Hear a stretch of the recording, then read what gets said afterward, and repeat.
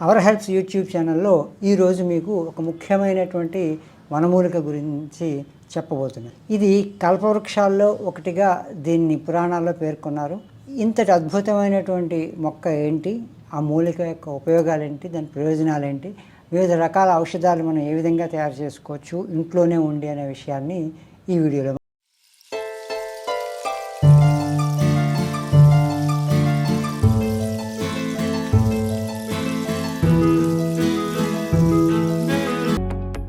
కల్పవృక్షాల్లో ఒకటి అని మనకు పురాణాల్లో పేర్కొన్నారు అంటే దాని ప్రాముఖ్యత ఏంటో మనకి ఇప్పటికే అర్థమై ఉంటుంది. దాన్నే పారిజాతం అంటారు. ఈ పారిజాతం మల్లెతీగలాగా పందిళ్ళ మీదకి పాకుతూ ఉంటుంది. సాధారణంగా మనం 3 రకాలైనటువంటి పారిజాతాలను చూస్తూ ఉంటాం. అయితే ఒకటి మాత్రం మన ప్రాంతంలో ఉండదు, రెండింటిని చూస్తూ ఉంటాం. అందులో ఒకటి ఎర్ర పువ్వులు పూసేటువంటి పారిజాతం అయితే మనం సాధారణంగా మన లోగిళ్ళలో చూసేది తెల్ల పువ్వులు ఎర్ర కాండం ఉండేటువంటి పారిజాతం మొక్క. ఈ పారిజాతం మొక్క యొక్క ఆకులు గింజలు ఆయుర్వేద ఔషధాల్లో అద్భుతంగా పనిచేస్తాయి. ఈ పారిజాత ఔషధం అనేటువంటిది ఏంటంటే జ్వరాలని హరించడం, కడుపులో ఉన్నటువంటి క్రిముల్ని హరించడం, మలబద్ధకం లాంటి వాటిని తొలగించడం, తరచూ వచ్చేటువంటి జ్వరాలని నివారించడం ఈ యొక్క పారిజాతం యొక్క ఆకులతోటి చేసుకునేటువంటి ఔషధం యొక్క ప్రత్యేకత. ఆ ఔషధాలని మనం ఏ విధంగా తయారు చేసుకోవాలి ఇప్పుడు చూద్దామా. పారిజాతం మొక్కలో గింజల్ని కూడా ఔషధంలో ఉపయోగిస్తారు. పారిజాతపు గింజలతోటి చేసేటువంటి ఔషధాల మీద మరొక వీడియో చేస్తాను. ఇందులో మనం పారిజాతం యొక్క ఆకు రసం, ఆకు కషాయంతో ఎటువంటి ఔషధాలు మన ఇంట్లో తయారు చేసుకోవచ్చో చూద్దాం. మొదటగా కషాయం ఏ విధంగా తయారు చేసుకోవాలి అంటే శుభ్రంగా ఒక గిన్నెలో నీళ్లు తీసుకుని అందులో పారిజాతపు ఆకులు వేసుకుని బాగా మరిగిన తర్వాత ఆ నీళ్లు సగం వరకు మరిగిపోయిన తర్వాత వచ్చేటువంటి చిక్కని ద్రవం కషాయం. అదేవిధంగా పారిజాతపు ఆకుల రసం కూడా చాలా ఔషధాల్లో ఉపయోగిస్తారు. ఆ రసాన్ని మనం ఆకుల్ని శుభ్రంగా కడుక్కుని ఒక పాత్రలో ఒక రోట్లో మనం దాన్ని శుభ్రంగా దంచుకుని ఆ ఆకులని పిండుకుంటే వచ్చేది రసం. అలాగే ఆకుల్ని శుభ్రంగా రోట్లో దంచుకుని ఒక ముద్దగా చేసుకుని ఆ ముద్దని కూడా మనం వివిధ రకాల ఔషధాల్లో ఉపయోగించుకోవచ్చు.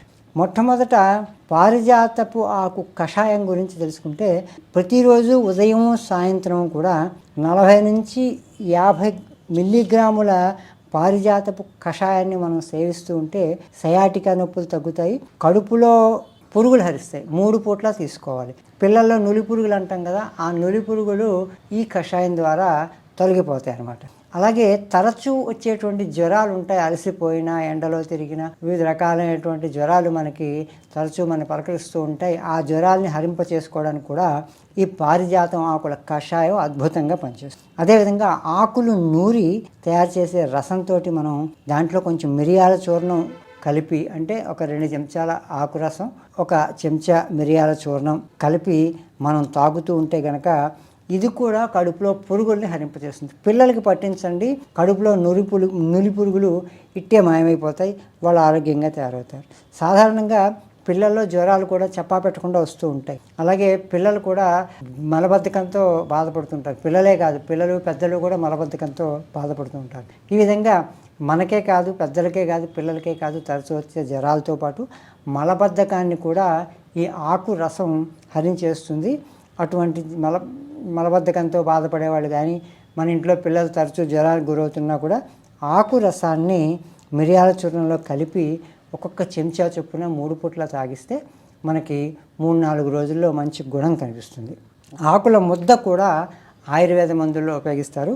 ఈ ఆకుల ముద్దని తేనె, ఉప్పు కలిపి తీసుకుంటే ఒక గోళీ మాత్రంలో కనుక మనం తీసుకుంటే ఇది కూడా కడుపుల్లో పురుగుల్ని నశింపజేస్తుంది. ప్రధానంగా మనకు దీన్ని బట్టి అర్థమవుతుంది ఏంటంటే పారిజాతపు ఆకుల యొక్క రసం కానీ, ఆకుల కషాయం కానీ, ఆకులతో నూరిన ముద్ద కానీ పిల్లల్లో కానీ పెద్దల్లో కానీ కడుపులో నులి పురుగులు కనుక ఉన్నాయి అంటే వాటిని మనం తొలగించుకోవడానికి, వాటిని మనం సమూలంగా నివారించుకోవడానికి మనకి పారిజాతపు ఆకు అనేటువంటిది అద్భుతమైన ఔషధంగా పనిచేస్తుంది. 3 రకాలుగా తీసుకోవచ్చు. కషాయంగా తీసుకోవచ్చు, ఆకు రసంగా తీసుకోవచ్చు, అలాగే ఆకుల ముద్దని కూడా మనం తేనెతోటి అలాగే ఉప్పుతోటి కలిపి కూడా తీసుకుంటే కడుపులో పురుగులు మనకి నశిస్తాయి అన్నమాట. అలాగే ఆకు ముద్దని కాస్త నీళ్ళలో కలిపి తీసుకుంటే కనుక మలబద్ధకం కూడా తగ్గిపోతుంది. పారిజాతం ఆకుల రసం ఒకటి, అందులో అల్లం రసం సమంగా కలిపి నీళ్ళలో కలిపి తీసుకుంటే కనుక విషజ్వరాలు హరిస్తాయి. అలాగే కడుపులో పురుగులు నశిస్తాయి అనుకుంటే కూడా ఆ పురుగుల ద్వారా వచ్చేటువంటి జ్వరాలు ఏమైనా ఉన్నా కూడా క్రిమి సంబంధించినటువంటి జ్వరాలు కూడా మనకి హరిస్తాయి అని చెప్పేసి వివిధ ఆయుర్వేద గ్రంథాల్లో మనకి స్పష్టంగా పేర్కొనబడింది. కాబట్టి నిజంగా ఆయుర్వేద పరంగా పారిజాతపు చెట్టు అనేటువంటిది కల్పవృక్షంతో సమానమే. పారిజాత పుష్పాలు భగవంతునికి ప్రీతికరమైనవి, పారిజాతపు ఆకులు ఆయుర్వేద పరంగా చాలా ప్రాముఖ్యమైనవి. ఇదండి పారిజాతపు చెట్టు యొక్క ప్రాముఖ్యత, దాని యొక్క ఆయుర్వేద విశేషాలు. మరొక ఆసక్తికరమైన ఉపయోగకరమైనటువంటి వనమూలికతో నేను మీ ముందుంటాను. మీరు మా ఛానల్ని కొత్తగా చూస్తున్నట్లయితే వెంటనే సబ్స్క్రైబ్ చేసుకోండి, పక్కనే ఉన్న గంట సింబల్ పైన కూడా ప్రెస్ చేయండి. మా వీడియోలు నేరుగా మీకు అందుతాయి. అదేవిధంగా ఈ వీడియో నచ్చితే లైక్ చేయండి, మీ బంధుమిత్రులతో షేర్ చేసుకోండి. జై హింద్, జై భారత్.